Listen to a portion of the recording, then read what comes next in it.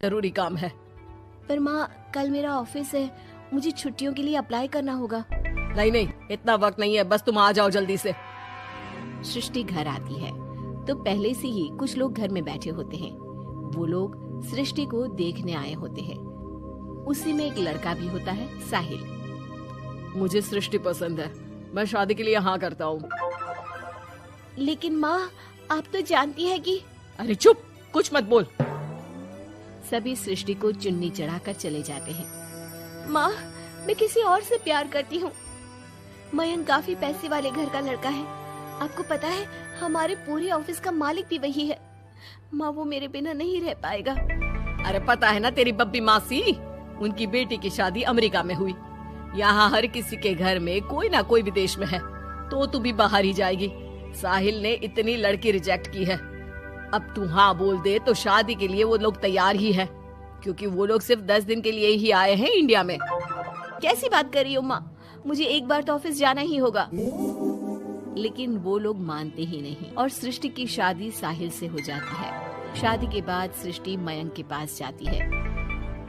सृष्टि, तुमने शादी भी कर ली और मेरे माता पिता विदेश में मेरी शादी कराना चाहते थे। मैंने काफी समझाने की कोशिश की, लेकिन मेरे भाई और पापा नहीं माने। I am sorry Mayank. अरे तो मैं विदेश में कहीं शिफ्ट हो जाता यार, इतने सारे बिजनेस है मेरे। सृष्टि मयंक के सामने रोकर वहाँ से चली जाती है। लेकिन शादी के बाद जब वो विदेश साहिल के घर जाती है तो देखो, ये एक कमरा है मेरा, मैं यहीं रहता हूँ, और ये एक सोफा कम बेड है। रात में मैं इसे बेड बना लेता हूँ और दिन में सोफा। और देखो, मैं ज्यादा कमाता नहीं हूँ, तो तुम्हें भी मेरी मदद करनी होगी फाइनेंशियली। सृष्टि हाँ में सर हिला देती है। अगले दिन साहिल के जाने के बाद वो माँ को फोन करती है। क्या है माँ, कहाँ शादी करवा दी? एक तो कोई चेहरा यहाँ अपना सा नहीं दिखता, ऊपर से ये घर। विदेश के नाम पर क्या कर दिया आपने माँ? साहिल यहाँ सेटल भी नहीं है। मयंक के तो कितने बिजनेस थे, आलीशान बंगला, नौकर चाकर। यहाँ तो मैं खुद नौकर बनकर रह गई हूँ। ये क्या किया माँ आपने? अरे क्या बताऊं बेटी, तेरे पिता ने जो कहा मैंने वही किया। अब जो कुछ भी है वो तेरी किस्मत है भाई, जैसी भी है।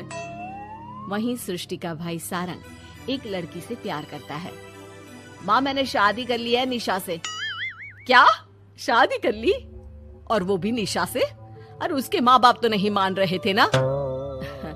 भाग्य की है माँ, अब वो अपने घर में और मैं अपने घर में। और कैसी बात कर रहा है, उसके पिता तो बड़े कमिश्नर है, उठाकर जेल में डाल देंगे तुझे। तभी तो किया है पापा। और ऐसे कैसे डाल देंगे जेल में? लड़की उनकी भी बालिग है। अरे पर बेटा, वो लड़की ठीक नहीं है। देखो, किसी लड़के के बारे में ये बात मत बोलो। तुम्हारा लड़का ठीक है क्या? काश मैंने सृष्टि की शादी भी उसकी पसंद से की होती, तो आज मुझे इतना रोना तो ना आता। अरे माँ, तुम उसकी बात पर मत आया करो ना, विदेश में है जहाँ लोग जाने के लिए मरते हैं। हाँ, लेकिन वैकिन छोड़ो और ये बताओ कि बहू को घर कैसे लाया जाए। सभी मिलजुल कर फैसला करते हैं कि वो लोग सारंग की बीवी यानी कि अपनी बहू के घर जाएंगे। सारंग, माँ और पिता वहाँ जाते हैं जहाँ पर बहन जी, अब तो बच्चों ने शादी कर ली है, तो आप लोगों का भी आशीर्वाद मिल जाता तो। पता चला हम लोगों को भी। देखिए, मुश्किल है कि हम उसे आप लोगों के घर भेजे। हैं? ऐसे कैसे मुश्किल है? और क्यों नहीं भेजेंगे? बीवी है वो मेरी, भेजना तो पड़ेगा ही। लड़के को बहला फुसला कर भगाने के आरोप में अंदर कर दे क्या? अरे देखिए साहब, इतना कानून तो हमें भी आता है, आपकी लड़की कोई नाबालिग नहीं है। तभी वहाँ निशा आ जाती है। रुकिए मम्मी पापा, सारंग में कोई कमी नहीं है, हम लोग इसे कोई बिजनेस खुलवा देंगे ना। देखो, एक बात बता देती हूँ, मुझे तुम्हारे घर नहीं जाना। अरे ऐसी कैसी बात कर रही हो? हम लोगों ने शादी की है, पति पत्नी है हम दोनों, और क्यों नहीं जाना? तो फिर शादी क्यों की? शादी इसलिए की क्योंकि तुम मुझे अच्छे लगे, लेकिन इतना बड़ा घर शान और शौकत छोड़कर तुम्हारे साथ आने के लिए मैं रेडी नहीं हूँ।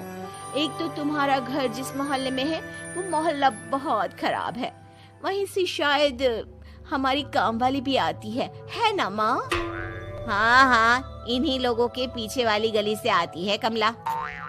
देखो सारंग, पापा हम लोगों को आराम से पॉश कॉलोनी में फ्लैट दिला देंगे, काम भी शुरू करवा देंगे, तो तुम हम लोगों के साथ रहो। रही बात माँ पापा की तुम्हारे, तो रोका किसने है? साल में होली दिवाली मनाने हम जाया करेंगे ना उनके घर। सारंग अपने माँ पापा से कहता है, माँ मुझे निशा की बात ठीक लग रही है, वैसे भी आप लोगों के साथ तो पूरी लाइफ स्ट्रगल ही करता रहूंगा। अरे कैसी बात कर रहे हो सारंग, हम लोग यहाँ बहू लेने आए थे, बेटा देने नहीं। अब देखिए जो होना था वो तो हो गया, अब तो आप सारंग को यहीं छोड़ दीजिए और विदाई लीजिए। हाँ हाँ माँ, मैं अब यहीं रहूंगा, आप लोग जाओ, मैं अब उस मोहल्ले में नहीं आने वाला। सारंग के माता पिता वहाँ से चले जाते हैं। अब जब भी माँ सारंग को फोन करती तो या तो वो फोन काट देता या उठाता ही नहीं। एक बार सारंग के माता पिता काफी बीमार होते हैं कि तभी उन लोगों के पास सृष्टि का फोन आता है। कैसी हो माँ? तबीयत ठीक नहीं लग रही है। तुम्हें और पापा को कुछ हुआ है क्या? अरे बेटा 2 दिन हो गए हम लोग कमरे में बंद है, कोई डॉक्टर के पास ले जाने वाला तक नहीं है। हाँ माँ, मैंने सारंग को फोन किया था लेकिन उसने कहा। अरे वो तो बात तक नहीं करता, पैसे वाला हो गया है ना। रुको माँ, मैं कुछ करती हूँ, आप दोनों तैयार हो जाओ। थोड़ी ही देर में उन लोगों की डोरबेल बजती है। माँ दरवाजा खुलती है तो सामने एक हैंडसम सा लड़का लंबी कार लेकर खड़ा होता है। मयंक हो ना तुम बेटा? मयंक उन दोनों के पैर छूता है और डॉक्टर के पास ले जाता है। डॉक्टर मैं आप लोगों को अंकल आंटी के घर का पता दे दूंगा, आप इन लोगों के घर हफ्ते में एक बार जाकर रूटीन चेकअप कराना।